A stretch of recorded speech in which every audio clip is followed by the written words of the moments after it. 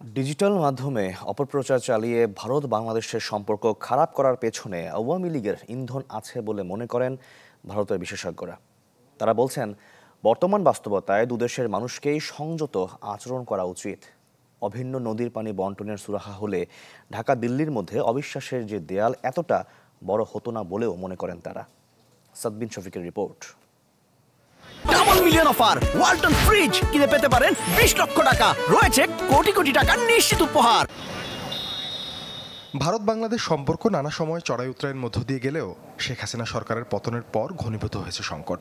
হিন্দুরা যে মার খাচ্ছে শুধুমাত্র হিন্দু হওয়ার জন্য বাংলাদেশে, পুরোটাই মার্কিন গুপ্ত রাষ্ট্রের ছক। গেল কয়েক সপ্তাহে পরিস্থিতি নাজুক করার পেছনে ভূমিকা আছে দেশটির গণমাধ্যমের। বেশিরভাগ ক্ষেত্রেই সংবাদের নামে ছড়ানো হচ্ছে গুজব ও অপতথ্য। গণ অভ্যুত্থানে ক্ষমতাচ্যুত আওয়ামী লীগের প্রতি ভারতের অকুণ্ঠ সমর্থন ও বাংলাদেশের জনগণের সেন্টিমেন্টের বিপরীতে প্রশ্নবিদ্ধ অবস্থান নিয়ে কি ভাবেন সেখানকার সচেতন মহল। ঢাকা দিল্লি সম্পর্ক নিয়ে দীর্ঘদিন ধরে কাজ করছেন জিন্দাল গ্লোবাল ইউনিভার্সিটির অধ্যাপক শ্রীরেখা দত্ত।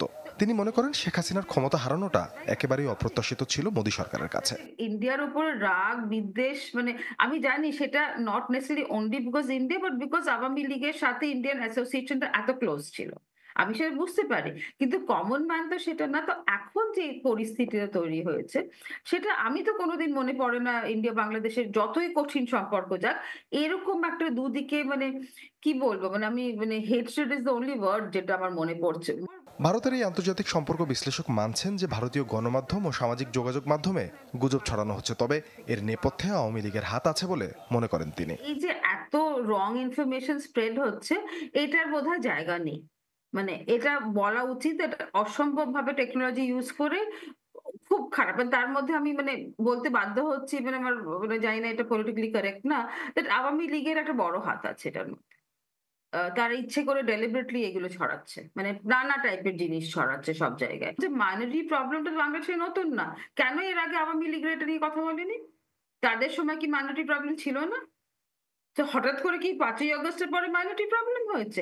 আন্তর্জাতিক সম্পর্ক নিয়ে কাজ করা দেশটির আরেক বিশ্লেষক বলছেন, গুজব ও সমালোচনা যাই হোক, বাংলাদেশ ইস্যুতে ভারত সরকারের কূটনীতি এখন পর্যন্ত সঠিক পথে আছে। কিছু বছর আওয়ামী লীগ ছিল, তার আগে হয়তো ছিল বিএনপি সরকারও ছিল, তখনও কি খুব খারাপ ছিল আমাদের সাথে সম্পর্ক? তা হয় না।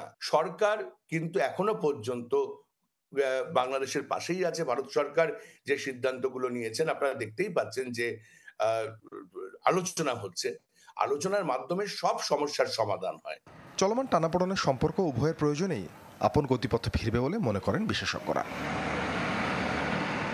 সাদবিন শফিক, চ্যানেল 24, ঢাকা।